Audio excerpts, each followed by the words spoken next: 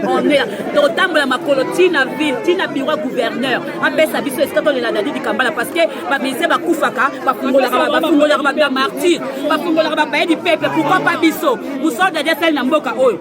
Non, non. Qui idée imika, bazo une idée chill. Ou bien bamona rada di chill na imika, place ça va chill. Distraction na Facebook.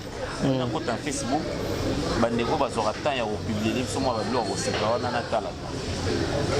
Il y a une connexion, il y a appel écoute.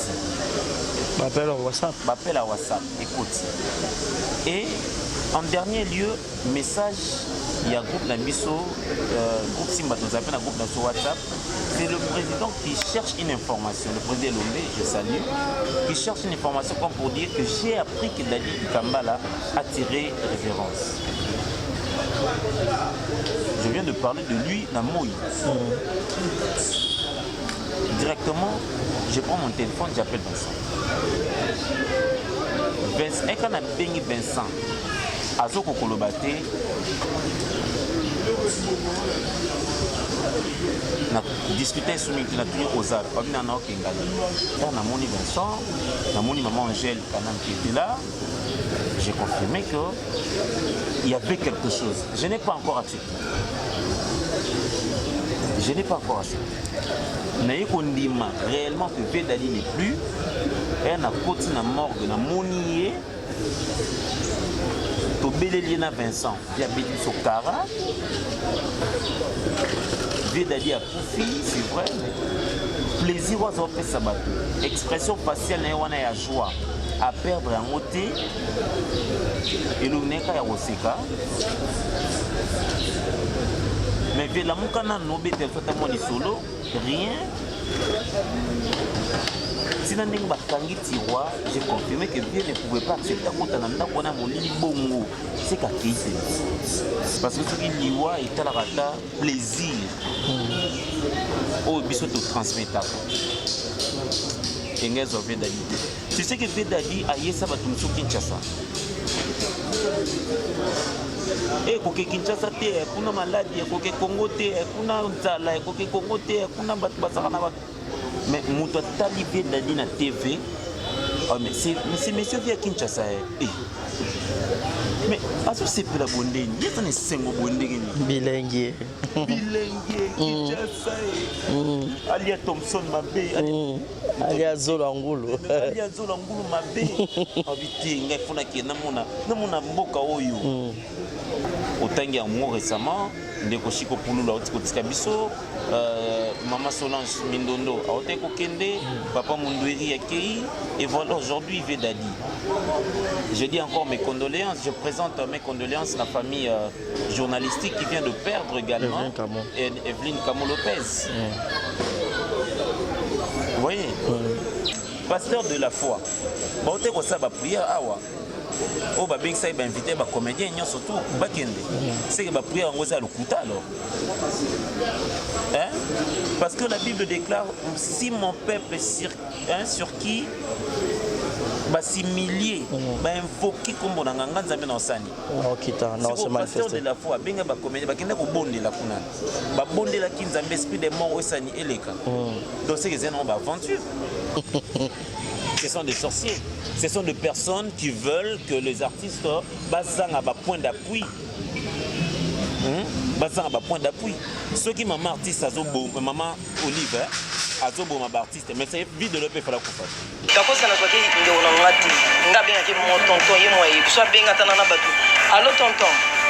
On a valé na considération, on a considéré que meilleur considéré ngati. Na yebi que ndo na longola mimika bongo na rôle na bengi Barcelone na Tchewana et comme la yi. Et comme la yi ayoka passe. Et ayoka passe prochaine fois on a dit Mimi viens. Tu as telle responsabilité à resala yango bien. Le problème est até. Nanga que soyez pensé mutema bongo. Et nyokola ye bongo. Ça va. Pour que prochaine fois aloba or. Tifonaza ezaka da constater ça quelque part.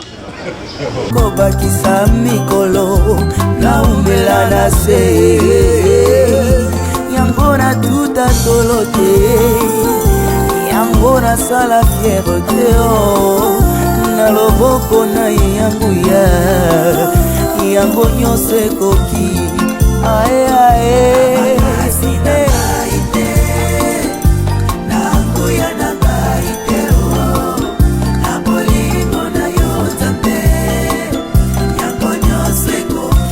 yango nyonso ekoki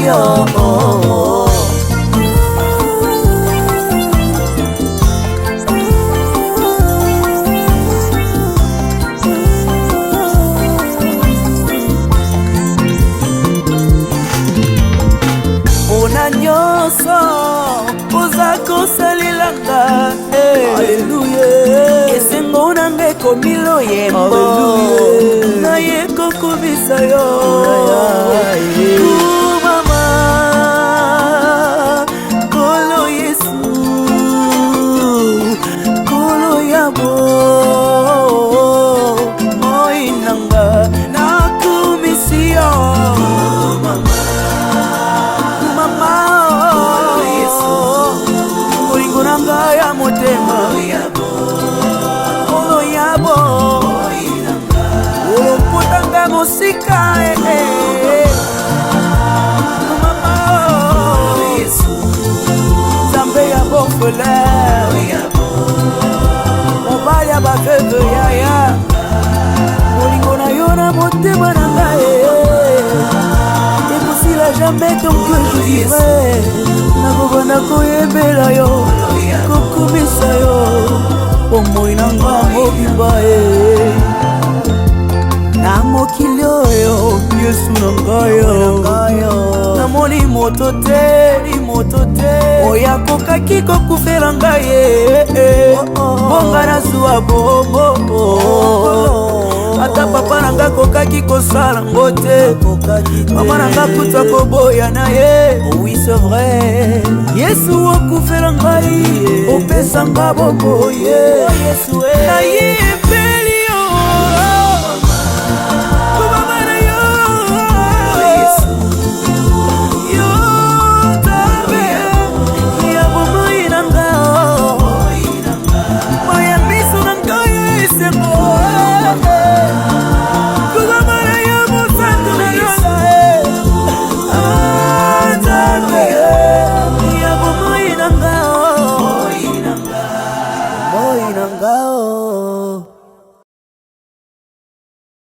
Exemple TV Kitoko, rien à dire. Abonnez-vous massivement sur Exemple TV. Batou Bolinga Nada, encore comme il y a 100 périques, il faut s'abonner. Vous s'abonner à Exemple TV. C'est Exemple TV. Vous s'abonner à la chaîne YouTube. Exemple TV Kitoko, rien à dire.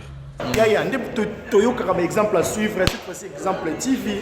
Si on voyait exemplaire en autres, il y a s'abonner. Exemple télévision, c'est vraiment un exemple à suivre. Il n'y a pas de polémique, il n'y a pas de conneries, il n'y a pas de... C'est vraiment... Il y a dans la lignée, il y a dans la nzela.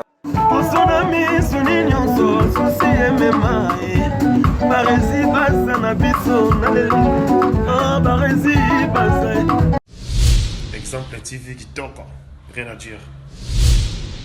Voilà, tout le plaisir est pour moi de vous retrouver encore très nombreux devant vos postes téléviseurs. Barézy Baza. Messieurs les journalistes, bonsoir, bonjour mesdames et messieurs. Tout dépend de l'heure à laquelle vous allez suivre cette émission en direct de Kinshasa, la capitale de la République démocratique du Congo. Merci à Dieu à la pause de vue et à la régie finale. Et un grand merci à Yannick Chamba qui est mon patron, qui est mon boss, qui est mon sponsor. Chamba Yannick Godson, Babi Motema. Il y a Clarisse Ganga, maman sociale, je te salue. Et puis un grand merci à Malik Arafat Malik, quelle bonne manière, Willy Claude Djama, prêtre, Patoulengo les charismatiques, et puis grand merci à Julio Monamputu et Ghetto Kamazi, depuis Montréal, Jérézing à la merveille, moi, mamie, je te salue, et Monica Makambo, maman la Brian, et bébé Seigneur, maman la Kenaya, et puis Primaël. J'ai le grand plaisir de lui avoir sur ce beau plateau. Je crois pour cette année 2020, c'est pour une première. Dacosta Moukina, votre artiste préféré. Donc bon, c'est pas un parce que moins intelligente, moins tête, bien faite. Tous en matanga, comédien bazan matanga, qui y a dit Dikambala. Alors Torosso en a épais à long et à large. Toye Banengeni dès le vivant Yaya Dadi. Est-ce que puis le même jour Yaya Dadi à Tiraki Amnaye Kendage pas Nzambe tout le monde qui présence à Dacosta le même jour na mort Tozaki naye alors tu reçois maintenant à large alors jetez votre télécommande et suivez-nous soyez d'ailleurs à d'accord nanga Fongola biso pour dire déjà bonjour et bienvenue à Dacosta Mukina et mes condoléances. Merci beaucoup Barezi Baza, monsieur le journaliste. La Pessimbote na abonné nyonso ya exemple télévision. Ko ba la émission na ngona oyo ba ndimi mbela na yo ba che ba télécommande na bango mopanzi ba pesi biso litoyi ba kabeli biso misu na bango. Voilà. C'est vrai que nous avons une période très difficile. On a perdu Moko Yabiso, Yaya Nabiso, Leki Yabamisoso, camarade, Yabamisoso, Nakombo Dadi Di Kambala, contrairement à Bato Bazo comme Kitambala, c'est Dadi Di Kambala, qui personnellement pour moi était un grand frère. À chaque fois qu'on se croisait, Mingi Mingi di banda ya scène, il ne manquait pas, il reproduisait ma conseil. Voilà, vie expérience dans Moussala Oyo. Donc, pour moi, ça y est, pour Nangaï, je crois bien que pour Bandekognon surtout, il y a un format, un corps, il y a théâtre populaire. Ils allaient perdre mais aussi pour les milliers de fans, les téléspectateurs, les fanatiques,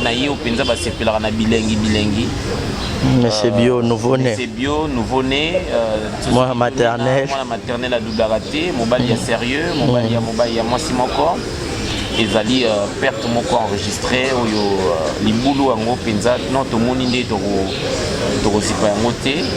mais bon, le coup, on peut que moi, ils ont un Zambé, ils m'ont tapé Sarabiso, et ils m'ont tapé le bijou. De Le Vivant, il y a Dadi. Quel est peut-être le dernier film, ou soit la dernière rencontre à Nabino, où yo personnellement, au Koutanaye, et Zara, à quelle occasion? Eh bien,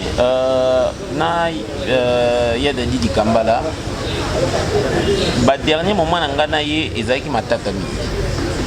Ils aiment Matata Mingi parce que dans le cas qui ozoye na deux de mes dernières productions, Azaki disponibilité. Quand les bazo bengi mo mavwanga, enfin, il était parmi les artistes oyo baza tellement sollicités de part et d'autre. Moutounio soiseau luka service naie et parfois ça lui créait des problèmes, notamment Azwaki maman alikamnanga moko na tchaki na film moko fallait écouter pas à belle vie, je crois paix à son âme, titre la paix à son âme ou Azalaki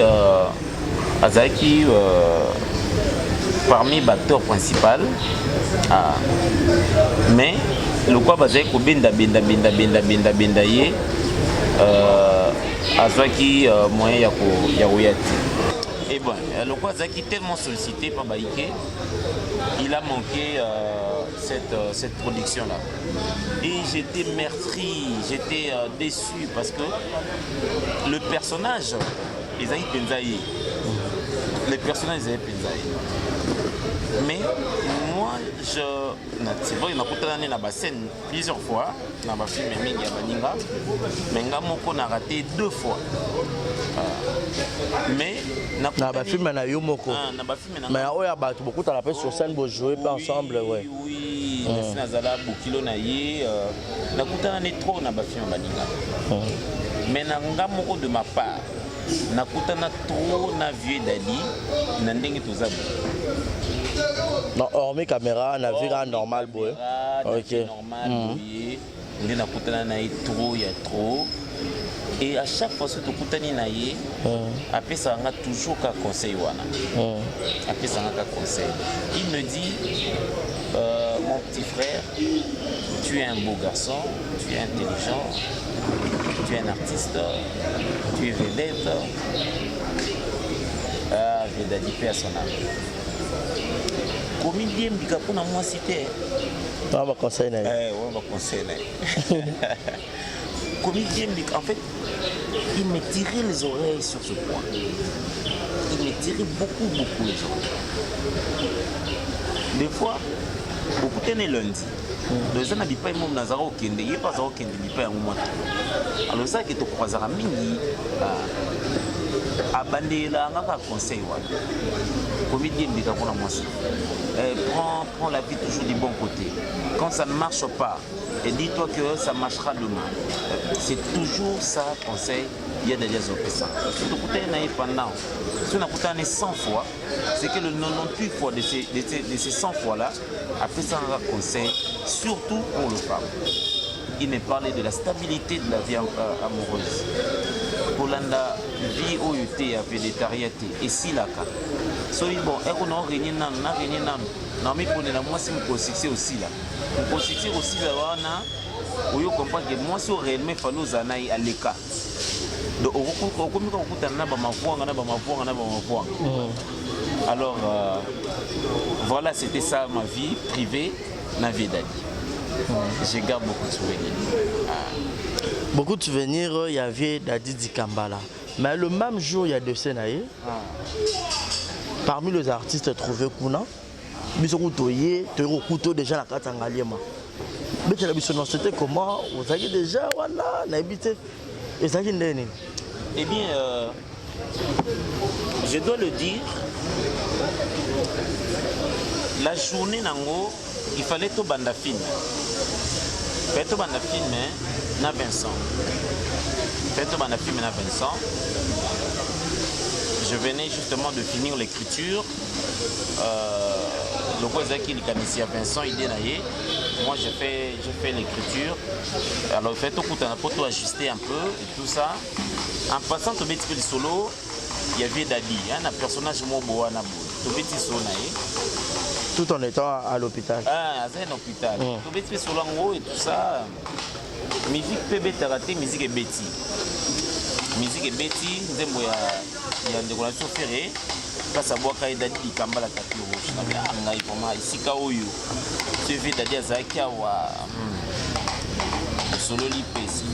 Ces jours-là nous sommes séparés na Vincent 21h. Non, nous sommes séparés. Vincent Kei au plus tard, 19h30, ça a course Moko. Moi je suis resté. Le point zéro lié à moi, Tabananga, dans un espace Wakanda. Et si je prends mon taxi, na Kinda. Na Kominanda kuna 21h45 minutes. Na s'est débarbouillé, l'état na Lukana na prendre douche nanga.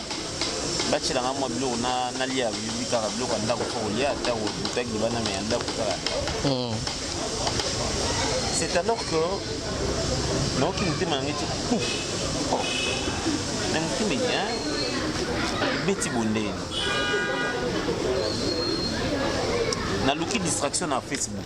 Na compte en Facebook bandeko bazora temps ya publier sur moi ba bilo ko seka wana na kala. Il y a une connexion, on appelle écoute. Appel à WhatsApp. Appel à WhatsApp, écoute. Et en dernier lieu, message, il y a un groupe d'Ambiso, groupe Simba, nous appelle un groupe sur WhatsApp. C'est le président qui cherche une information, le président Lomé, je salue, qui cherche une information comme pour dire que j'ai appris que Dadi Kambala a tiré référence. Je viens de parler de lui dans Moïse. Directement, je prends mon téléphone, j'appelle Vincent. Et quand on a béni Vincent, à Zoko Kolobate, on a discuté sur lui, on a tenu aux arts, on a Bilambo, tout le monde est là. Donc, ils ont dit qu'on a quitté. On a tué en gros. On a dit que maman alors, on a dit que c'est comme ça que je suis senti. Et rendez-vous compte, Nabima qui n'est Nabima Bongo, Nabimi, tellement émotion l'écrit, Nazaki Nambo on a posté. Nazaki Nambo on a posté. Na commune à Libosa Phoenix, on a vu moto Zwanga, moto Rotala Talinga, à Moninga qui j'étais en larmes. Et bon, comme ça, on a devant le public à reconnaître à tout la star de Kambi. Ainsi, dans aucun mort dans l'anima, il y a des photos. Il y a des Nangana moto, tu bani matanga nzilanzi. Sama, et le Kwana est touché kinga. Moto ya moto. Nangana abani kobetela nga ba masolo ya Vedali, ba pièce ya Vedali. Tina ndenga ikotika na porte ya Ngalema, asinga star courage. Azolela ya katite moto moto s'il vous plaît. Zoka nde bon batambola na journée. Do bana temps et la TV dit. Mais il a pleuré avec moi ensemble. C'est comme ça, c'est comme ça. Là, on a mon Vincent, on a mon maman Angèle quand même qui était là. J'ai confirmé qu'il y avait quelque chose. Je n'ai pas encore accepté. Je n'ai pas encore accepté. Mais on dit réellement que Vedali n'est plus. Et on a côté na morgue, na monier. To Beleliena Vincent, diabète Sokara. Vedali a Poufi, c'est vrai. Plaisir aux autres sabat. Expression faciale na ya joie. À perdre en moté. Et le neka ya Roseka. Mais via la moukana nobé tel fait à moi les solo, rien. Si dans les bakangi tiroir, j'ai confirmé que Vieux ne pouvait pas accepter à compte d'un qu'on a mon lit bongo. C'est qu'à qui c'est. Enfin.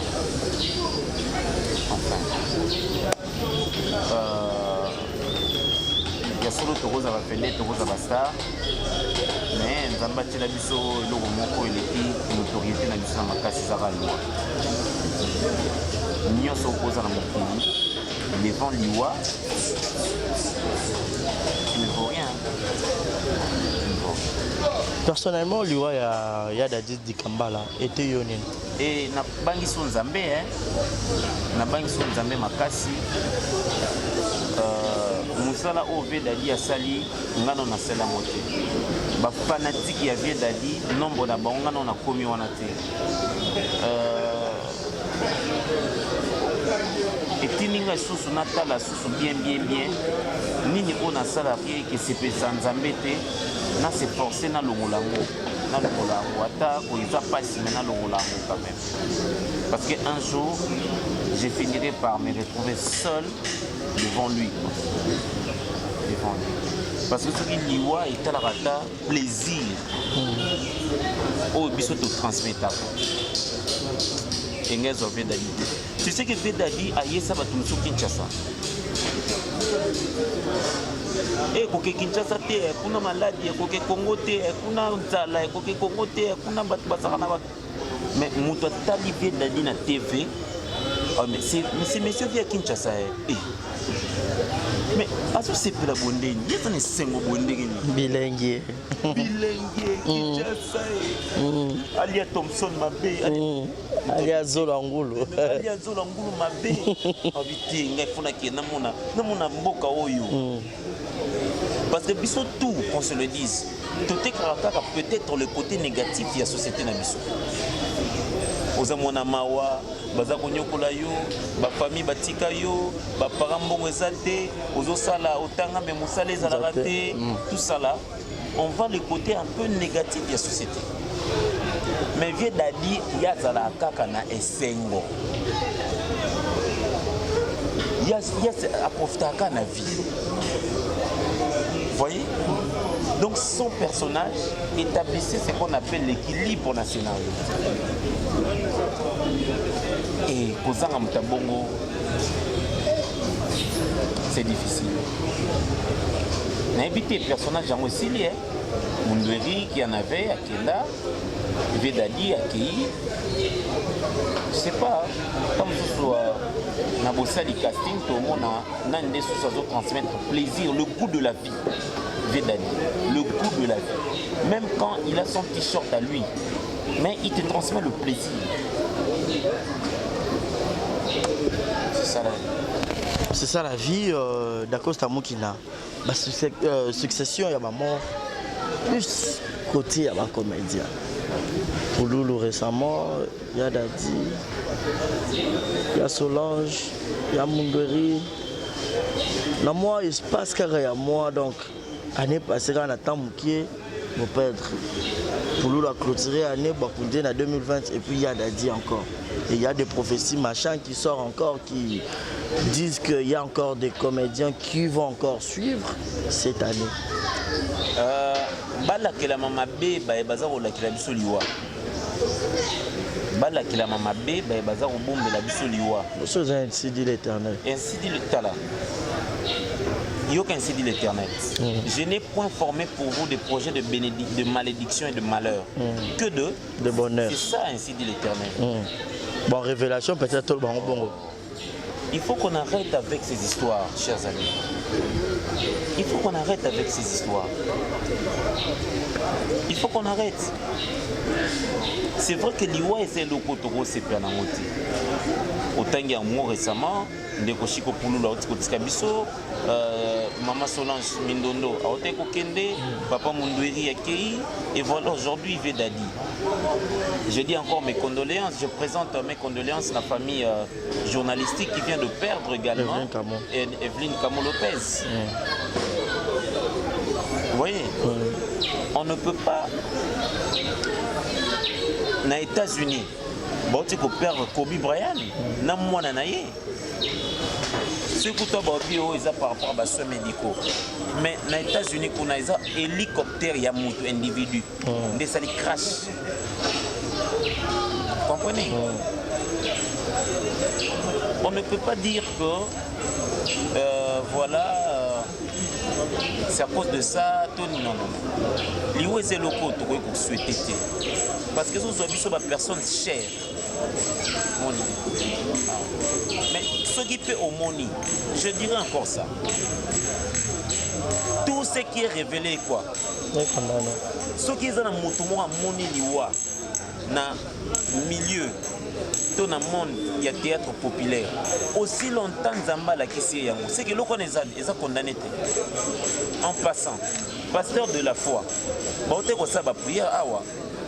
Oh, babing ça va inviter les comédiens, surtout Bakende. C'est que la prière en gros à l'okuta alors. Hein? Parce que la Bible déclare si mon peuple sur qui s'humilier, invoquer comme on a un zambé dans sani. C'est le pasteur de la foi, bien que comédien, bakende ko bonde la kuna.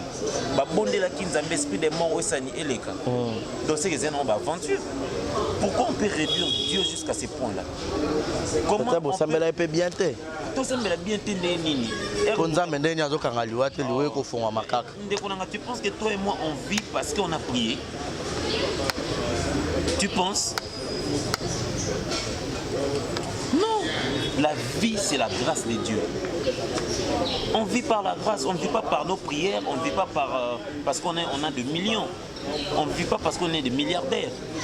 On vit parce que la grâce de Dieu surabonde sur nous. Il faut qu'on arrête ce genre d'histoire. Bakena DGDA, bakena combien de décès zali? C'est parce que les artistes sont des personnes populaires ou ceux qui manquent d'un hasard étranger. Il faut vous comprendre. Oh, un tel longo, allez-y, que n'est pas chauffeur ou combien va couper, que n'est pas chargeur ou combien va couper. Il y a eu aussi un accident de circulation. Il y a eu un accident de circulation à Rond-Point-Gaba où il y a de 70 personnes. Voyez-vous? Hein? Kende n'est pas militaire, au combien va couper? Mais à Bango, ils ont tellement c'était parce que. C'est ce que je dis, nous sommes des personnes populaires. Tu vois, on peut récent et qu'est-ce qu'on va faire? C'est vrai qu'on doit régulariser. On doit régulariser, assainir notre secteur. J'ai suivi avec rencontre entre première dame Maman Denise Nyenkeru Tshisekedi, Naba artiste, il y a groupe Salongo. C'est vrai, j'ai vu aussi le président Saïsa qui a pris part. Plaidoirie, il y a papa Maître Elombe. Ils assurent le statut d'un artiste, l'assurance maladie, etc. Moni moto so aza na mbongo na ye akokende kosala oyo na poto ekóma nango monnaie courant le check-up. Comprenez? Natala nzoto. Voilà, nzoto ya moto fonctionne lokwa motuka. Sala ngo entretien, tia yango huile, sala ngo boye, sala ngo boye. Eza na bato akosala 5 ans amoni médecin te. Surtout ni omoni médecin to nga bela pamba te. Nga nzamba batelaka nga ba malade na bela pamba. Mais Rosa peut quelque part. Non, mon ami. Nzoto ya moto eza ko fonctionner. Na fonctionnement on a mon bébé au aspiraki. Est-ce que yebi on a une provenance? C'est ça. Oui bien noté. Au lieu qui peut-être que des fois on se salue papa to pesa na boko. Bipa yo uti na ebité bipa nga pe na uti yo ebité to pesa ni mbote to seki en ami makanse longo pesa nga pe nguba na sa nini. Tu ne peux pas rester 5 ans sans avoir un certain dysfonctionnement corporel. Le manque de moyens. Ah, c'est là où je te dis que le secteur doit être assaini. Le secteur doit être pris au sérieux. Voilà. Pour gagner pas naïe na musalo azo sala. Bah revenu, bah droit d'auteur, bah droit voisin, il faut qu'ils arrêtent de remettre ça seulement au plus connu. Pour bailler bagay soko déjà et puis ça mbongo il faut tout luka fiston saï tout luka elomé tout luka ba pesa mba plus connu. Non, il faut qu'on donne, on remette ça aux artistes, aux créateurs. Mais moi influence peut arriver pas. Non, c'est là où on doit dénoncer ça.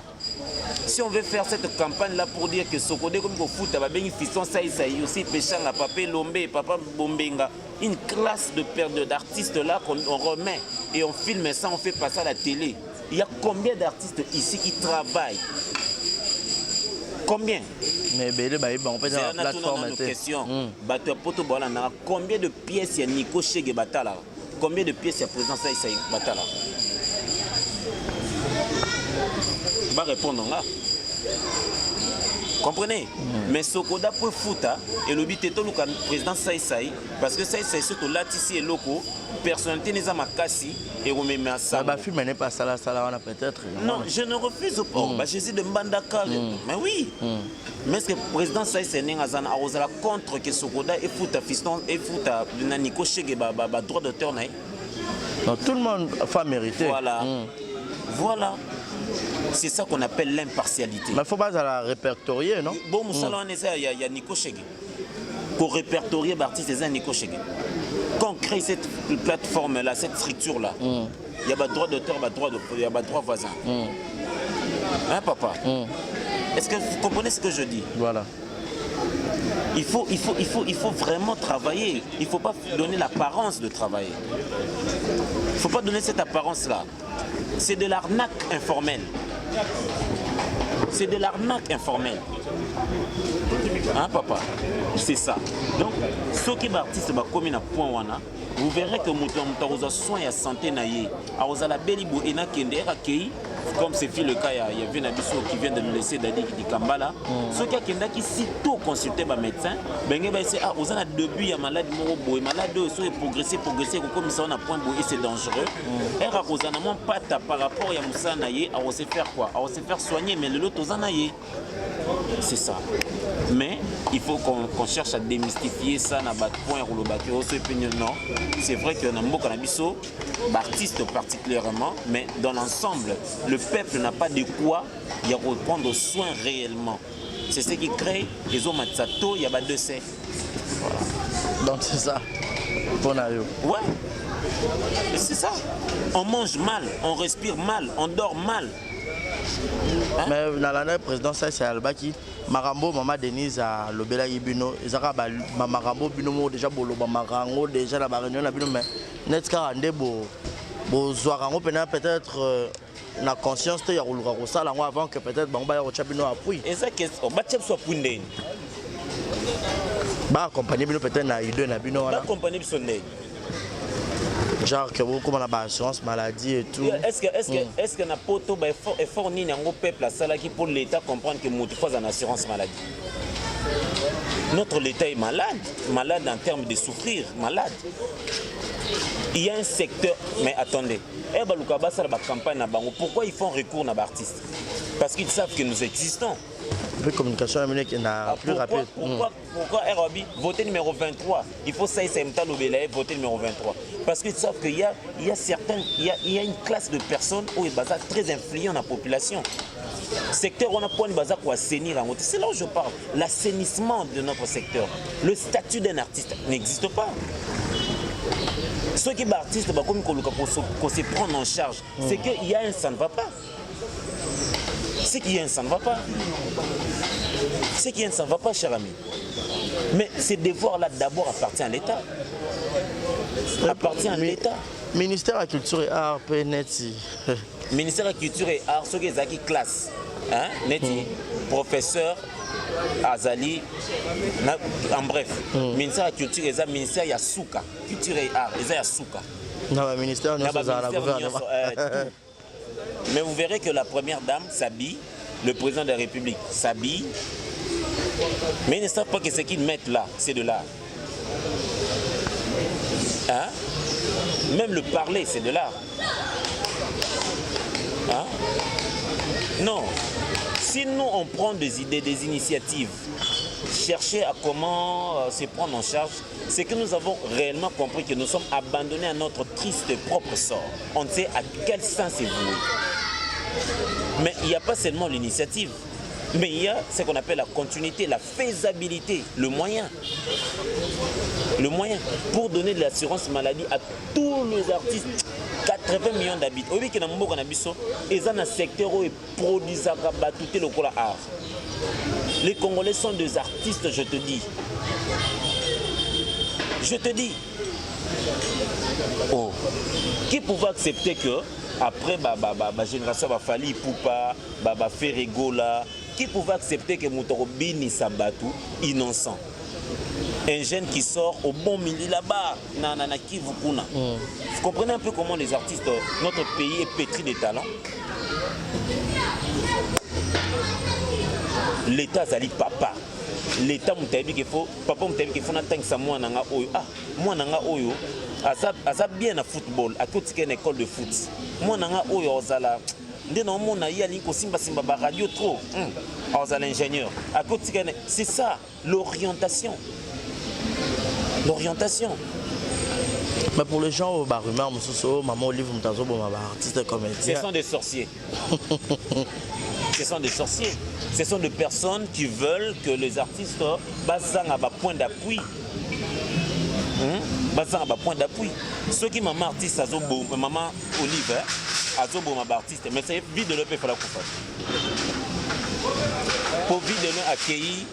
Charlie, je salue. Accueilli par soins médicaux en Afrique du Sud. C'était grâce à qui? À maman Olive. Ce sont des sorciers. Ce sont là des sorciers à 12 cornes.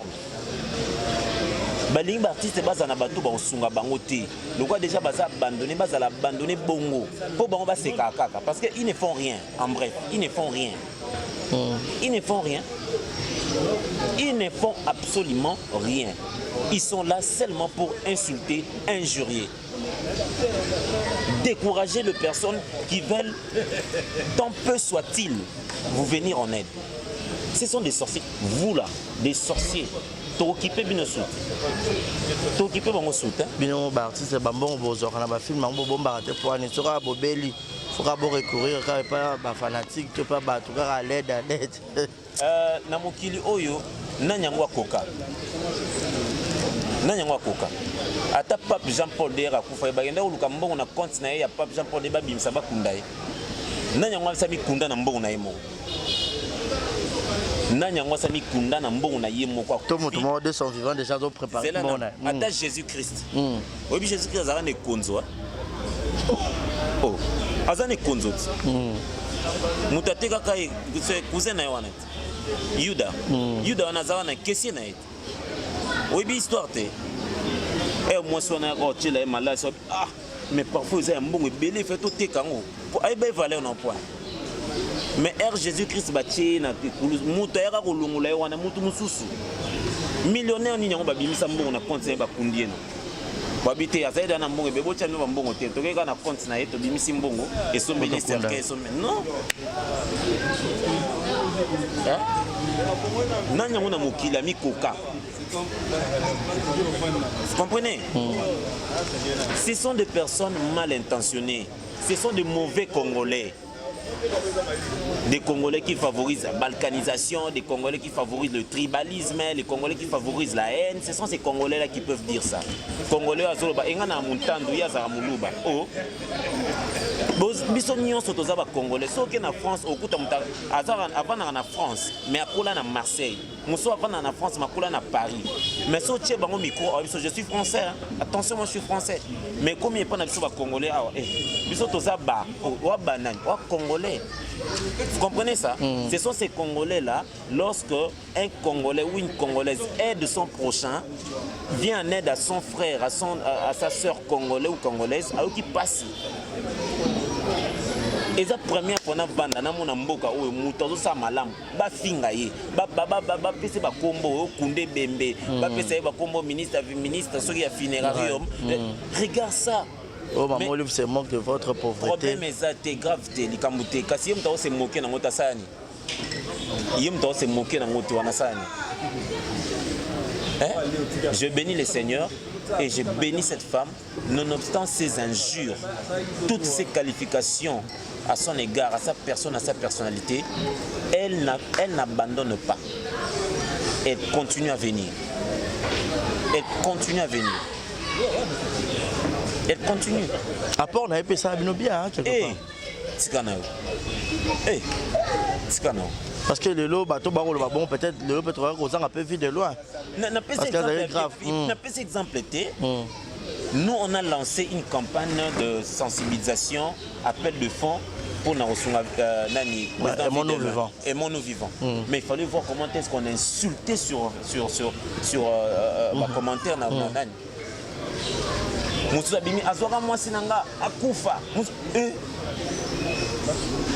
comprenez? Donc des personnes qui trouvent du plaisir en insultant les autres. Donc ils sont fingi ta bien tes plaisirs n'est pas soit fini. Vous comprenez? Mais maman Olive a cherché dans la trousse naïe à Luki. Aujourd'hui, on a le président Videle en vie et continue à faire de merveilles. Et voilà, d'accord, c'est un mot qui n'a pas été mais sinon, le autre moment, on a un artiste à Koufi. Problème sur problème, Makele, oh, NTPC, tout le monde a des bébés, bandona. Il y a des na imika, et aussi mbate, tout le marché, il y a gabi, bah aussi les gars, bah tu belé nyoso. Oh, t'as la koto, deuxième femme, ceux qui m'ont soumis, il y a des grappes koto, bah ouais, rota la ngate. Boye. Pourquoi c'est toujours dans ma mort, il y a des artistes, moi, attirera bana 10, attirera moi, le roi comme un poulou, net, et sur un koto. Vous comprenez que on a résumé en gros. Artiste Azamoto Oyo amena qui vit mon populaire. Ba œuvre nae eningi saki mokili. Et lobby saki batu. Il y a un dicton qui dit ceci. On meurt. Muto azaki so œuvre ne bimi fo bat baloba. Mukola kei. Bolingi bat bakamlonde. Vous comprenez? Bolingi bat bakamlonde. Kende na matanga ya kuluna lichete kozanga te na matanga kuluna muto kozanga kozoka za te zodo de kozanga komela mate kende na matanga ya muto azaki politicien cravate kozanga te ba discours kozanga te ba éloge kozanga te kende na matanga ya pasteur ozanga koyoka enfin on meurt tel qu'on a vécu kende na matanga ya mwasi ya ndumba okuta abima oyo eza ko représenter nini azana mokili dadi azaki mutu oyo abendaki ba polémique na vie na ye par ses œuvres azaki mutu ba balandaki bazingaki bazana ye public et appréciaki quelquefois en bien d'autres fois en mal. Vous supportez que les gens spéculent baloba de part et d'autre, mais ce qui est vrai et sûr, funérailles digne de son nom et qu'on a organisé. Au les à côté et qu'on a bien structuré parce que il est clair na kotala habillement na ye na kotala comportement na ye na kotala attitude na ye azalaki moto azali kopesa bato pasi te. Vous comprenez? Ils ont fait ça, pas cité. C'est ça. Non. Imka, ce qui est vrai, à la grandeur de Dadi Kambala, Imke Zamouki. Tout le monde réfléchir un peu. Mais nous sommes dans Imka place à Bandumba, mon avis Dadi Zamouba, oh, Kende na martyr, Bandumba Bazad. Maintenant, on a un top de Basili, Gabi, bien ça a raté. Stade de martyr, au coup, Bandumba Bazad. Bisous, Tozaba. Pourquoi papa m'a souvent rose idée à Imka? À moi qui d'aller mon père nous pas place à émettre papa m'a souvent à émettre qu'à penser naï à imposer un motif, n'est-ce pas? À imposer un motif. Ouais, Monique, Yangwanate. À la cité papa, regarde. En fait, l'ikamuzo bomabiso awa et ça l'ikamuya ba manière de dialoguer. Omoni, papa Masumu a décidé. Ceux d'accord, ça Monique idée on essaie à monter. N'a démontré que papa regarde par rapport à ça. Idée na yo, et suis pensé sikate. Ah, oh oui. Musu pas quoi démontrer que na kata idée n'angé ça bien mais t'as imperfection. Mais babi ba ba ça idée, yango pesa mbutu mutu na réunion ba kata ki batu batikela na maloba na muno. Ce qui peut réunion ba kati batu batikela na maloba na muno, pas de problème. On a tout le temps. Papa, Bakena pour Sun City, premier jour est Simbate, deuxième jour Simbité, troisième jour est Simbité. Pourquoi on veut conclure? Comme Colonna a conclure? Non. Ce mardi, tu coutanité, tu zonga, n'importe conseil, tu remontes dans le lobby. L'essentiel, tu arrives à la conclusion, Oyo, et Zali bien pour la personne surtout. Dès qu'on a surtout mes mains, na demeure, na yasuka, na kimia, na boboto, na lukumunios. Natio personnellement, na espace, dans la grandeur, yaya d'Adi di Kambala Bako de la Yoapi.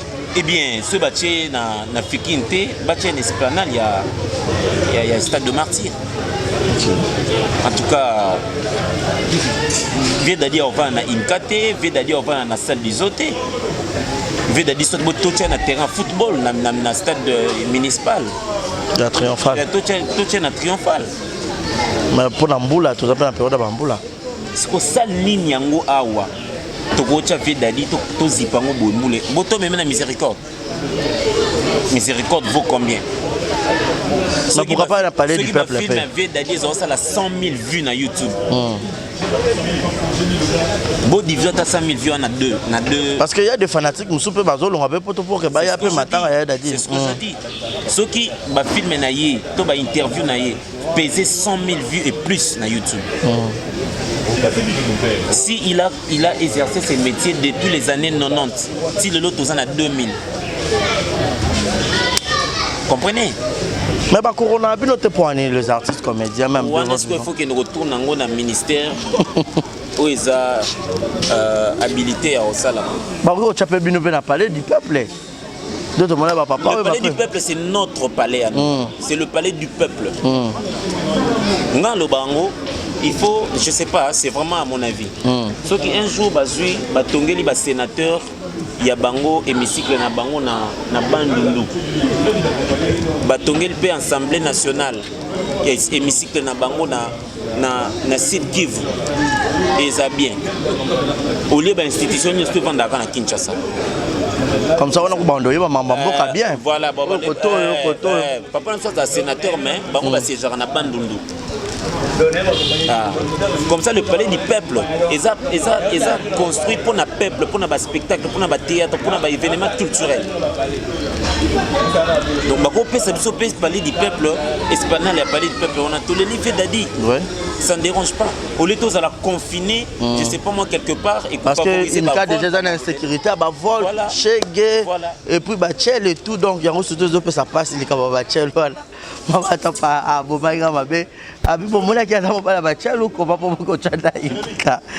donc ça fait mal, mais on doit en parler. Et ça va bien sur ma PC Penda, stade de martyr, parce que dans mon aine, il y a Dadi Azalroi, il y a Solange Mindondo. Donc, il y a un martyr. Pour la sécurité, il faut l'assurer. Sécurité, il faut l'assurer. Donc, partout. Tout le monde a dit que balela qui ngamo nazali victime pas chiko pululu. Mi yibi a gogo donc ba yibi a rosakanati. Donc faut que la sécurité mon réseau assuré pour l'assurance non il y a des artistes au Barzana on est plus na ba fanatique na famille au Baroya la moto à Sikibiso. D'accord c'est moi qui n'a aucun parenthèse côté à Mamboya d'Adi Kambala. En gros ceux qui bateau batalio ba comme résumé à Nyonso Tolobi next name. Non mais Vieux Dadi en termes pour vraiment conclure cette affaire tout s'apaiser bopé sa confiance na ba o bazali na kata comité d'organisation ya matanga ya Vieux Dadi di Kambala soyez-en sûr que akokundama na kimia et na kati te coach babi comité de la race ceux qui artistes azobela ba mona na rare ceux comme ta confidé mona réunion na poko et au banque sabino te mukolo peut-être ba jeunes artistes ou peut-être baza peut-être ba niveau ba Dadi est ba rolela bino pe lo lenge moko le quoi ba artiste on a miné nde ba o sala bon c'est vrai que l'occasion fait les larrons mais na rosenga na yo tous aura si je tout change de côté tous sur la prochaine émission et ça bien parce que c'est il y a à boire et à manger et même à vomir dans cette histoire nakati en fait abordons ça de manière un peu superficielle. Au moins, voir même la classe politique, on parle sur le rajeunissement de la classe politique. Mais on ne dit pas qu'on doit tuer tous les anciens, mais on parle quand même du rajeunissement.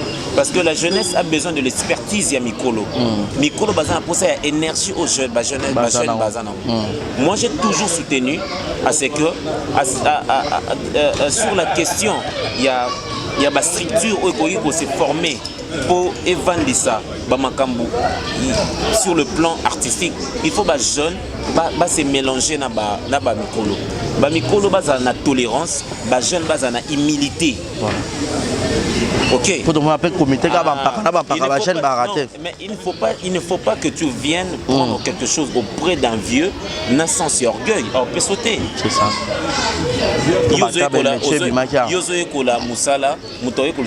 C'est un biaka. Mais il faut d'abord pour ça respect, par s'humilier. Vous savez, dans l'exercice de l'apprentissage, accepte que tu sois bléi. Ok. Je fais ça, moi bien. Accepte ça, ce n'est pas grave. Il y a quelque chose qui dit, laissons les enfants devenir de grands, de grands devenir de vieux. Voilà. Moni. Donc moi je soutiens à ce que vieux travailler na jeune, tia énergie na bango pour avancement et assainissement du secteur na biso. Mais seulement il y a que deux règles qu'il faut observer. L'acceptation et l'humilité. Ceux qui vieux comprendre que ce sont nos petits. Aujourd'hui, ils peuvent marcher pendant 10 heures, mais moi j'en peux plus. C'est que je dois être avec lui. Ceux qui petits comprendre que wana vieux na biso. Sala makambo oyo tracé la biso nzela ata le longa na sala 1 million de vues mais il a fallu à sala 10 vues pour que bazwa plaisir ya Olandanga lelo pour na ça 1 million de vues. Je sais pas si on me fait comprendre. Ouais, je comprends. On peut pas balayer d'un revers de la main misala nyo ça va pas masu basala qui pour dire que c'est archaïque tout ça non, il a fallu bango basala ba de la pente ba titengesa na basala pour que lelo continuité wana ezala. C'est vrai que autre temps, autre mœurs, mais le temps là a fait ce que influence Lango ya Kotoyo. Vous comprenez? Donc que nous jeunes soyons humbles et que Mikolo P Bandi Mak aujourd'hui, tous les choses dans CDT, si vous êtes sur YouTube, les choses avancent. C'est tout ce que tu timbelika ba règle. Je te dis. Les choses vont avancer avec des jeunes comme Fiston Saï, c'est toujours dynamique, toujours prêt, toujours actif. Je te dis sincèrement, je soutiens beaucoup l'initiative du président Saï. Je soutiens beaucoup. Mais bazala pembe naie, mais que souko fignoler ma cantine bien. Parce que pour comme penza na point où il y a zolinga comme, azana posa d'expertise, il y a ba vieux le quoi ba Masumu, ba président Elombe, azana posa na bango. Omoni bakangana basungana o emono vivant autre mon corps tout le reste là bakoyi ko constituer ka corps mon corps. OK, na dynamique na bango na énergie ba constituer ka corps mon. Quand déjà les jeunes entre eux bazo créer bon mon corps ba misusu emono réellement vivant. C'est pour que vous-même le jeune vous ne savez pas rester ensemble. Na tios ko za wa. Nazara na moroté. Parce que je ne trouve pas du sérieux. Il y a un loba. Il y a un loba. On a besoin de structures pareilles pour que le secteur Nabiso ait avancé. On en a besoin. Mais seulement il faut qu'on y retrouve du sérieux. Voilà. Tu vois? Alors, du sérieux, on a tous Luka. Et ça, pas Nabiso. On a $1 million. Mais aux gens mécanisés dans côté, le gars aux jeunes au côté Ngwasuma, au côté Boé, on se retrouve dans 100 000. Mais pas comme Boé, Azakou n'a rien. Mais à 1 million, on a orienté en gros. Lobby peut au ticket la mbongo libéa na libéla la génération no ekuliaka la wa. Vous comprenez? Donc ba jeune, ba sangana, ba kende ko aborder mikolo. Mikolo e ba mona ba jeune ba ye, ba fungola mitema na bango pour que ba ça. Ba yango pas avec toute humilité quand non solo ba. C'est ce que je dis. Ko ba jeune belé ba ya pe kana orgueil ndezo boma. Voilà. En tout cas moi le jour où on a timbela que ba règle on est établie, je viendrai sans je te dis que moi je soutiens à 100% l'idée du président Fiston Saïs. Je soutiens 100%. Mais il faudrait seulement fignoler. Et tout va aller. Tout va aller. En gros, il faut retenir une fois la membre. Il y a Dadi Dikambala. Vieux Dadi a Rokundama noblement. Et tout ce qui reste, les à côté, et vous allez bien pris en charge. Et voilà, parce que tout bazar organisé, en gros, ce sont des personnes sérieuses. Voilà. D'ailleurs, on va balancer une image bon, on a évité d'accord, c'est un mot qui n'a. Vous avez un problème, moi, c'est Mimika Bongo. Non, il y a. Mimika Bongo. Je crois que ma casse vidéo, on va les bons tout juste après, c'est parti. Voilà, d'accord, ça n'a pas été dit on a dit, on a bien qui mon tonton et moi, soit bien attendant na batu. Allô tonton, on a valé na considération, on a considéré que meilleur considéré. Là de retour, on a habité total image en bisionio ça. Koyo kamemi koloba bia au chokaye. Akena peut-être ko lukela mwana ilamba, yo zo na ndenga mabe, azo benga yo boyo yambate. Et puis ma ka bebi c'est le tournage, il appelle à benga son tonton. Mais à comprendre, à bien Romeo, et tout et tout. Et ça l'avait passé, c'était quoi en fait le problème? Barizi Baza, monsieur le journaliste, merci beaucoup pour ta question. Merci Pelmi.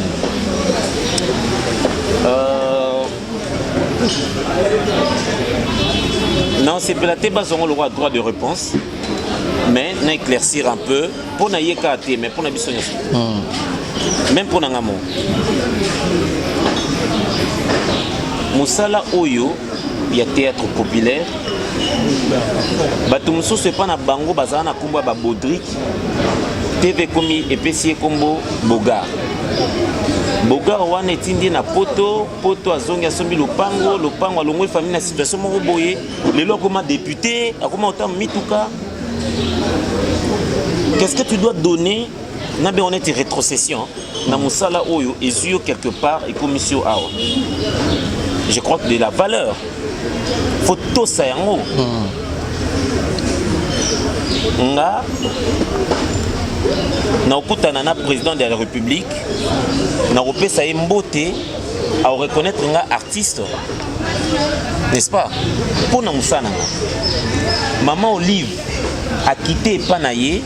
Aïe na matanga Dadi Dikambala avant d'y nasser parce que Dadi Dikambala fut artiste. Est-ce qu'on se comprend à ces points? Oui.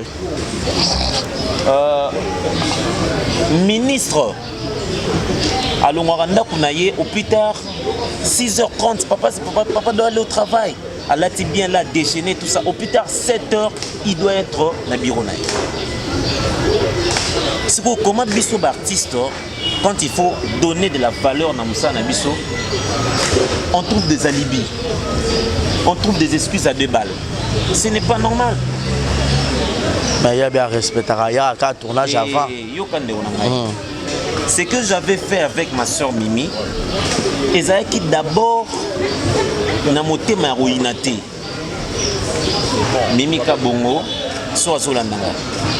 Nasala qui a moté pour na yiniété. Il y a un dicton qui dit qui aime bien châtie bien. Dès qu'on a vu pour nous le côté qui m'a belé paix à son âme. Bobinini, bamsou babak ah pour lui azaki soko bengié tournage 7h, abimela 15h, 16h à faucher. Sangwane Panzani, tu comme que Moutoumsou, non, bien, on a pour le départ à tournage retard. Tout sera hier ou faucher, n'est-ce pas? Ce n'est pas un secret de polichinelle. Ok, Moutounion surtout avec le Balobango. Est-ce que vous aimeriez demain, comment pour éviter Mimika pour un casting habillé parce que Assis Saraba film était. Vous aimeriez ça? Non. Non. Un contrat reste un contrat, même quand il est verbal. Mais la période, on a fait coach. La période va fête bongo. Période va fête problème mes atteints. Bon programme à tournage. Moi ne fois lambat. Moi ne fois lia. Moi ne fois la tabien. C'est que il faut qu'il y ait un. Est-ce que vous savez qu'il y a de ceux-là qui travaillent le 31 décembre? Voire même le 1er janvier. Voire même le 1er janvier, il y a de ceux qui travaillent. Baté quand la terrasse, ça na bango ya moi nat. Tout va bon, t'es qu'à route bien, bon et quoi t'as fait belé. C'est là cassite. Le quoi est posé le premier. Il faut pas te casser. Bah, il dépend de la ngopé hein. Je sais pas quoi ça fait répondre. Mimi Kabongo, j'ai seulement posé cet acte pour na rozongi saye na nzela. Pour na zana souci à carrière na ye. Je l'aime beaucoup. Le talent ne suffit pas mon frère, la discipline compte aussi. Non, voilà, ça, dans ton domaine, la discipline compte. C'est bien bon ça. Tu peux avoir un élève très intelligent, mais ça indiscipliné. Indiscipliné, on est sur ça que maïe naïe et comme on a performance il fallait pas. Banima Bayak à 7h30, il faut à 9h. Donc première heure déjà il est raté en haut. Là ça va une fois quoi coach. Babi il y a un tournage avant, yo mon peu constamment il veut ça un tournage il y a trop avant. Je suis un garçon au départ très large. Pourquoi ne bien un coach? C'est parce que na yebi chaque joueur. Na yebi chaque joueur. Bon mais donc ça te pour na zui chavi na vancer na banc. Pour nayebi qu'il faut exciter à travailler. Nayebi que dans longola mimika bon na rôle na bengi Barcelone na Tchewana et comme la yi. Et comme la yi ayoka passe. Et ayoka passe prochaine fois on a dit mimi vient. Tu as telle responsabilité à osala yango bien. Si le lope bon on peut ça enveloppe à liangote. Ce qui est liangote, ce n'est pas un problème. Moi je n'ai pas fait ça pour ça qui est Zongsambo. Non, moi je ne suis pas hypocrite. Moi je ne suis pas hypocrite. Mais coach, pourquoi ne pas à cause de la boîte arrangée? Le connaît ceux qui ont remplacé mon rôle. Est-ce qu'on comprend ce que je dis? Surtout dans mon avenir, le problème est athée. Nangaki soyez pensé mouté ma bongo. Et nyokola ye bongo. Ça va. Pour que prochaine fois, aloba or. Tifonaza, Ezaka na dakosta teza quelque part. Parce que justement, yo pesinga mbona obi coach c'est là nga filmer na compte exemple TV. Tozana ba corps o ngano tozwani. Ba corps on ezani. Coach, dans le film le 1, na biongata bonga permettait na cadre pour ya comédie. Na film le 1, aux autres c'est au pesanga produit na peso mbongo le premier, au pesanga produit fini quand. Na peso produit fini le 12. Ah OK. Donc on a presque 2 semaines à travail, ça va. Tu me remets l'argent. Na zumbo on a tient na poche. Ngana bengi ba joueur na ba soldat na entre autres Mimi na 4. Ok, Tobandi Moussala, papa, Moussala est silité, premier jour, Moussa est silité. Mimi, qu'est-ce que tu penses? J'avais 2 Mimi, j'avais le Mimi Kabongo, le Mimi Kabea. Nous sommes un certain 28 ou 27. Mimi, tu es principal. Mimi Kabongo, yo posa principal. Concertez-vous, journée Togo Salon.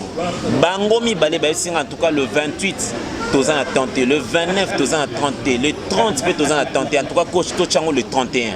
Tochango le 31, oui, Tochango le 31. Ok, c'est bon. Le 31, on remet ça le 31.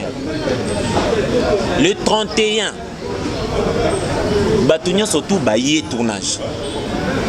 Ok, il est 9h. Tobando benga Mimi. Toutes les 2 Mimi téléphone yoka. Tobando benga bang. Bon, on va passer le programme. Hein? On appelle. Jusqu'à 16h. Oh. Oumar Gazalaki et autres comédiens. Bazalaki. Mimi n'est pas venue. Mimi Kabea, elle se rachète, elle arrive avec sur une moto à Kiti. na ba valise, elle vient s'amender. Attendez, de 9h à 16h. C'est au banda siko Moussa à 16h. Moussa le fait beau banda 9h. Beau banda 16h. Pour bosser d'abord vous serez sous pression morale et quoi.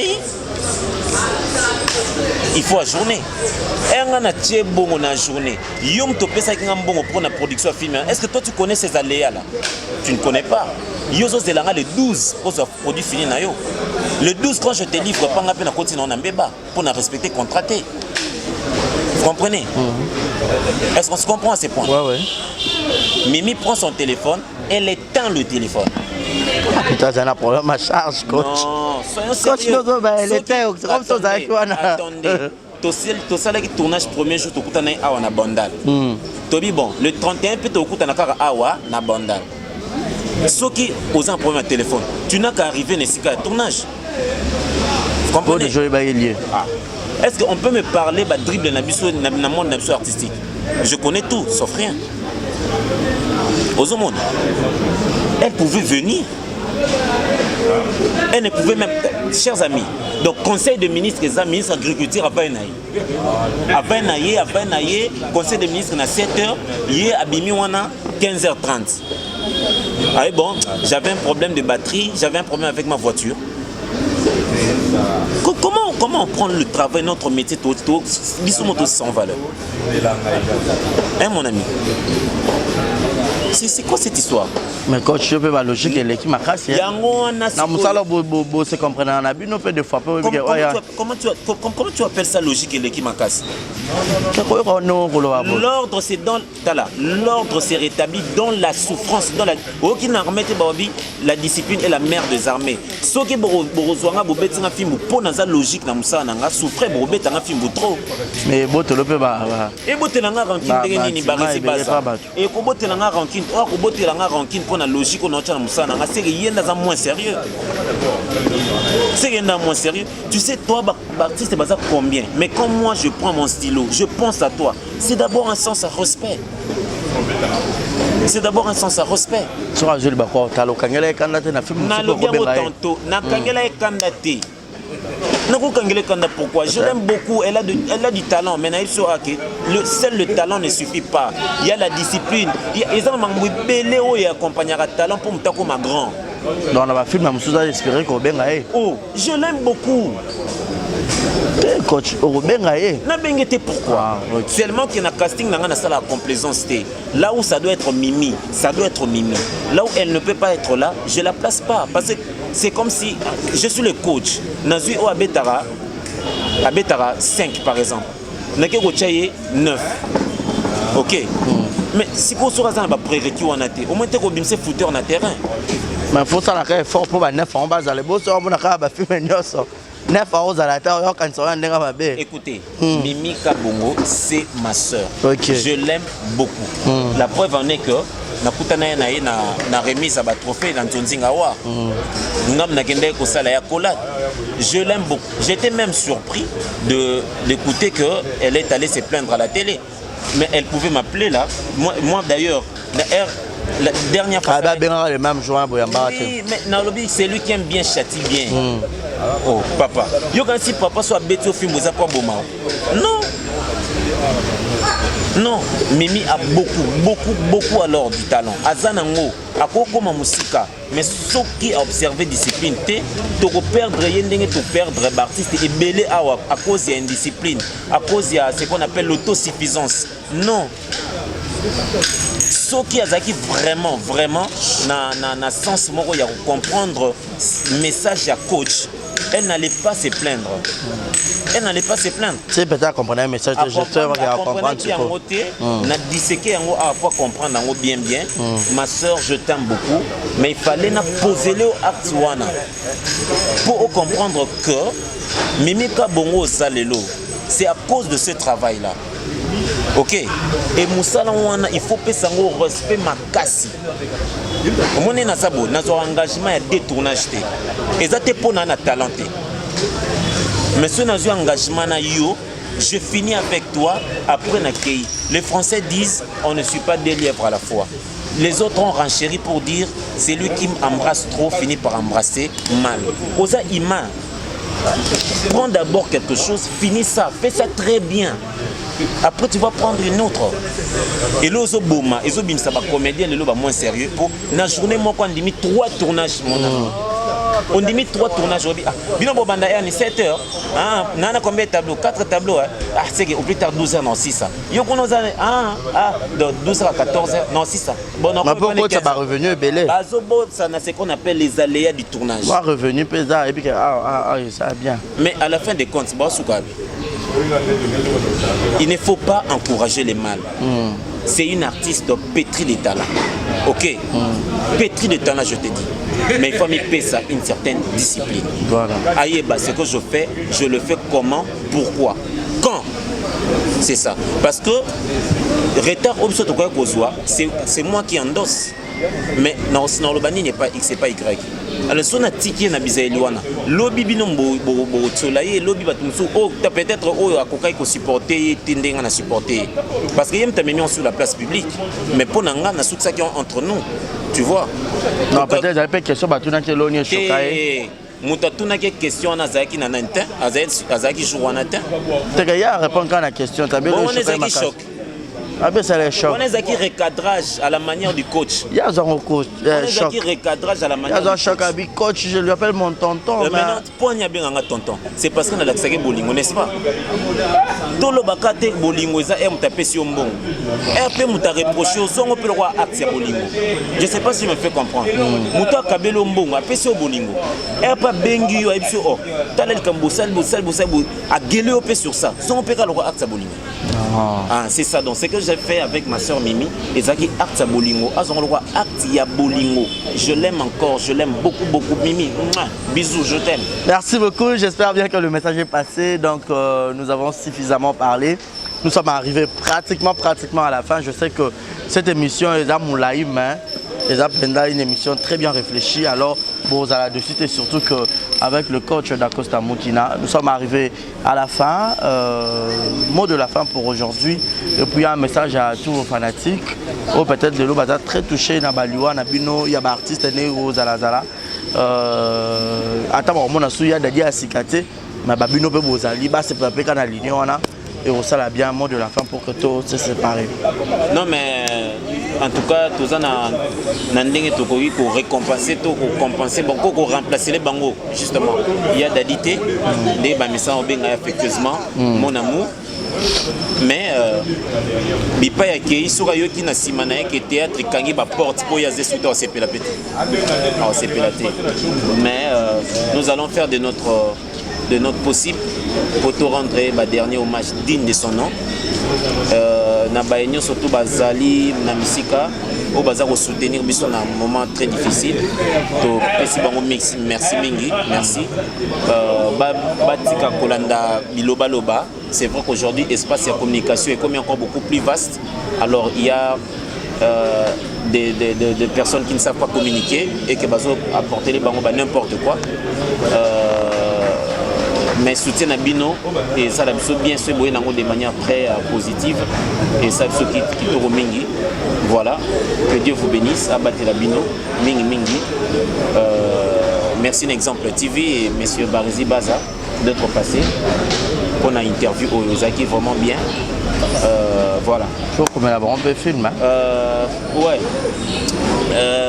Tant que bêta na okoma l'inspiration est un monde dans Nzambe artiste liboso biso ba kitani na ye penza c'est karozanga te ko inspirer biso s'il faut faire une œuvre pour un exemple TV. Nous sommes là, nous sommes déjà en étroite collaboration avec monsieur Barizi Baza, monsieur le journaliste. Donc on va faire ça pour vous. Okay. Que Dieu vous bénisse. Je suis là, les côtes se portent super bien, mis à part la douleur qui nous frappe, mais la santé, ça va. Na pesi mbote na ndeko na ngai di camps.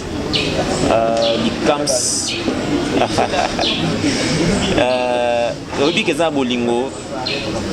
Babolingo mosusu etongama na bomwana etongami penza etongami ata singa moko elongwe moyen kende eza te po Basingo et Tongiango Zapenza Mingmi. Donc je parle de lui, Dikams, mon ami de l'école. Jusqu'aujourd'hui, nous sommes là. Naba masa tout haut, tout tangana bango. Boza na poto, boza mikile belé. Na pesibino bambote mingi. Mbote mingi na maman Joséphine Kandala, na papa Kandala. Mbote mingi na maman Élisée Wangana. Pipa Ozali, Grace Kanga, Fina Mundala. Mbote mingi na Glody Lunda Mobali Mbinga. Mbote na Thierry Mombaya. Thierry Mombaya na ba statut na ye. Mbote mingi na bandeko nyonso penza o ba ozali bakola na biso. Mbote ye na ngopesa so mbote te po événement ngoza na mois d'août. Na mois d'août. Août na septembre. Toza préparer événement moko ya Kafu na mois d'août na mois de septembre. Barezi baza rozala bandeko belé baza na mois d'août mois de septembre la sortie officielle il y a bon oui voilà bon oui mois d'août mois de septembre film wana ngamo nazo komango déjà na komaki to yo acteur principal ngamo acteur principal ba figuration active voilà, merci beaucoup. Tout est bien qui finit bien. C'était là le coach d'Acosta Mokina. Toro de la rare film mango. Toro figuré pour dire. Titre en mois de septembre. Il y a un titre vraiment compliqué. Ma paix à son âme. Ma titre moi les grands macassis donc. Et de passer à peine mois d'août, mois de septembre. Donc, tout le monde en septembre, on a août, beaux ailleurs, c'est là. Au film maison, voilà, donc ça n'est fini pour aujourd'hui, fidèle à la mise internaute. Et Pandi, bon, mon thème. Donc, bon, on va tout dans les années. Donc, le mois de septembre, c'est cette année quoi. Voilà. Donc tout est bien qui finit bien. C'était là d'Acosta Mokina comme invité du jour. Barezi Baza, monsieur le journaliste, à la présentation de cette émission. Un grand merci à vous tous qui étaient tellement nombreux à nous suivre. Ça n'est fini pour aujourd'hui. Merci à Dake Kanzamote Mayajina Wajina. Merci à Gilles Zamunda Mote Mayajula Welo Mamana Preston. On dirait qu'il y avait la natte. Et puis un grand merci à Julio Monamputu et Gueto Kamazi depuis Montréal, depuis le Canada. Et sans oublier Jérémy à la merveille, moi, la mamie. Les membres habitent du Chiquito Djogo. Je pense également à toi. Clin d'œil spécial à Malolo, Malorus, la Congolaise. Je te salue, à Toubouaksanga et au Salé Loroté. Et puis une pensée aussi à Yachoisi Matata, Ange Céleste Kouloutu, Komelanga Mikolo, Naro Lukao, Naro Monoté, Rosala bien. Mon numéro est affiché au bas de vos écrans pour les remarques, les suggestions. Appelez-moi, faites-nous parvenir tout ce qui est comme suggestion, comme remarque pour mettre un peu quoi améliorer et Rosala bien. On vous dit bye bye et d'ici là portez-vous bien et restez branchés sur nos ondes. Bye bye.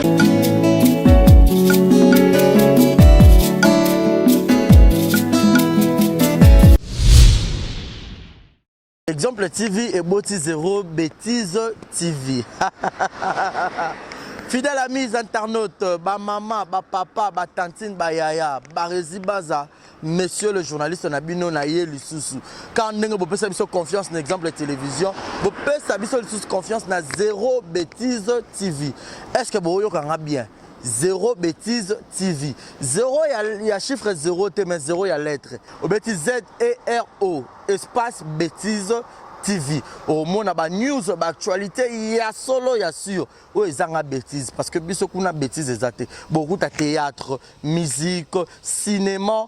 Nyonso, émission, il y a bien, il y a politique, il y a chronique musicale, il y a chronique sportive. Alors, bon s'abonner massivement. Yom to boya bêtise, yom to boya anti-valeur, yom to boya rabimbindo, yom to boya rabatitre à l'okuta, yom to boya bêtise. Alors, place à Malonga et s'abonner. Et ça, un exemple de télévision. Zéro bêtise de télévision, et ça, on a pour Nabino. Papa, maman, yaya, neko, tata, moi aussi. Yo mto rotalanga yo linga Barezi Baza. Au PC confiance dans l'exemple de télévision alors to yelbino Zéro Bêtise TV. Au boya bêtise, au boya anti-valeur, au boya loro mabe na matoyi. To fongole lui aux portes. Zéro Bêtise TV. Zéro Bêtise de télévision au côté YouTube. Au bêtise Zéro Bêtise TV. Zéro y a chiffre et zéro y a lettre. La surprise y a Kafou, y a Kafou, y a Kafou. Barezi Baza to moni confiance au PC na exemple de télévision. Y a on to yelbino Zéro Bêtise de télévision. Tout le monde a Zéro Bêtise de télévision. Alors tout ça les on pour na binorara. Le bien y a Rosa les a place où bako s'abonner. So au côté na YouTube bêtise zéro bêtise TV. Au moins ebima la place moi comme na rouge s'abonner. Au cliquer là wana. Au moins na notification mon réseau mon pandi, moi cloche mon wana. Pas au fini au notifier et ça la bien zéro bêtise TV. Bah maman Ba maman zéro bêtise de télévision moi na bino. Ba maman penanga na moi na bino. Alors ba maman bo panza message bo benga ba tantine ba yaya ba ndeko ba voisin bo sopa na ebele na zéro bêtise de TV. Zéro bêtise de télévision. Pour s'abonner massivement à zéro bêtise de télévision veut dire que abonnez-vous massivement à zéro bêtise de TV. Ba maman ba maman moi na bino yo ba resi baza. Confiance sur vous un exemple de télévision, vous pouvez faire zéro bêtise de TV. Bon, théâtre, il y a qu'à faire bêtise. Théâtre, papa, maman, bana borota lango en famille. Émission, papa, maman, bana borota lango en famille. Zéro bêtise de TV. ZB télévision, zéro bêtise de TV. Ah, chaîne à malamu. Ils ont bêtise. Bouzo bakune zate. So bouzo bezali. On a habité quoi. Et où tu vas pour un mot barisi baza. Monsieur le journaliste. Mouto a déontologie à Moussala ou Mouto a fan dans la banque classe. Toi on a bongo pe kabosh pe bongo eza. Zéro bêtise de TV to yelbino. Abonnez-vous massivement. Abusement même. Beau abuser to ya abonnement à zéro bêtise de télévision. Yo Mouto a un exemple de télévision. Ya kanoka mba on a zéro bêtise de TV pour rater. Zéro bêtise de TV. Exemple de TV, zéro bêtise de télévision. Alors, beau s'abonner massivement, beau faire confiance. Quand vous pouvez faire un salle, vous pouvez faire besoin de théâtre, musique, gag, besoin de film, il y a solo, il y a des bêtises, des émissions, il y a des bêtises, la télé-réalité qui et puis na bombe le moko na obim c'est la 2020 rubrique nanga. Ba maman rubrique nanga. Ba maman open na bolinganga quoi. Bolinganga quoi nga. Na nga quoi ba resi baza. Exemple TV boti zéro bêtise télévision. Alors s'abonner gars au côté na YouTube bêtise zéro bêtise TV au mona place par en rouge s'abonner ou cliquer na wana au mona cloche ezalo ngonga au fini on a notification nyonso bémission nyonso ba ndokota ba gago ba théâtre tout ba ndokota kuna pour que bozala brancher nga ke na ngai na kimi mbangu na ke s'abonner te na zongi na kimi te na zongi au botani combo zéro bêtise TV na ke mbangu siko s'abonner. Voilà, bonjour, bonsoir, Batunion sur place Bogota la Bisso, Mbote Nabino, partout dans le monde, non seulement la communauté congolaise, mais les Ivoiriens, le Gabonais, le Français, partout où vous suivez exemple de télévision, Barizi Baza, monsieur le journaliste Nabino Yeyo. Alors, je suis venu vers vous pour vous annoncer que désormais Barizi Baza, exemple de télévision, tout ça, les fondations Barizi Baza. Fondation Barizi Baza, eza wana pona ko aider, pona ko sunga. Bato nyonso bazana ba problème bao nyonso bazana ba problème ezala ba problème mo ko toucher peut-être social bazanga ya kolia bazanga ya komela nzamba tout nsi motema nanga ya mukie oyo to kubanda rozo to banda ko kabola yango na ba orphelin na ba na bitike na ba parents oyo ba comme déjà na ba âge avancé o beta batika bango na ba veuve en fait ba vieillard ba veuve et tout to banda ko kabola na bango yo muto kozala toucher o banda ko tala biso. Vous avez besoin de contribuer à pas 100 francs parce que la Bible nous dit c'est lui qui donne aux pauvres prêtre à Dieu. Alors sur un yo dev sanzambe bon mais on a oyo zora to moi muki oyo zoro kabola ngona bango alors tout bando que rememela ya bango parce que ah exemple la télévision les appellent exemple donc tozawana pour na ONG na biso auto lancer yango accompagné avec Yannick Chamba qui est mon sponsor, qui est mon boss, qui est touché dans les camarades à Barizi. Pourquoi pas 100 francs on a peine à Zorato, Kabola, on a banabiti qui est orphelin, Tobando Kita, Tobando ça la descente. Alors numéro n'a pas affiché, on a Yom Tozo Talabiso, aux années Lamba, aux années carton, Tobando Tinda, père, chaussures, il y a ban, il y a âge, Nyons, au Sangi Sigara, Tobando Memela Bango, et pas la monsieur ça. En toute sincérité, tout ça, mais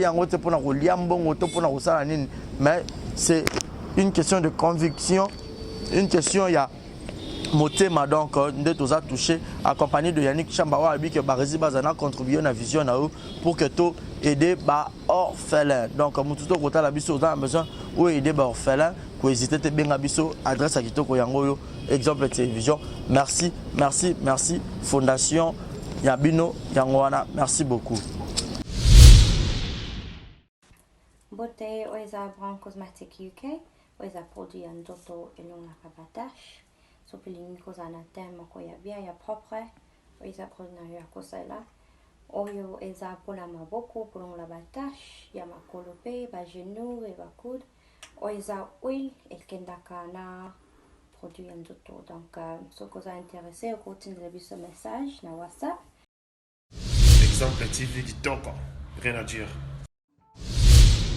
Abonnez-vous massivement sur Exemple TV. Batou bolinga nada, encore comme il y a ça périque boy. Faut vous s'abonner. Vous s'abonner à Exemple TV. Ça Exemple TV. Vous s'abonner belé à la chaîne YouTube. Exemple TV kitoko, rien à dire. Ya ndé toyoka comme exemple à suivre cette fois-ci Exemple TV. Si on voyait exemplaire en autres non, il y a s'abonner. Exemple télévision, c'est vraiment un exemple à suivre. Il n'y a pas de polémique, il n'y a pas de conneries, il n'y a pas de... C'est vraiment... Il y a dans la lignée, il y a dans la nzela.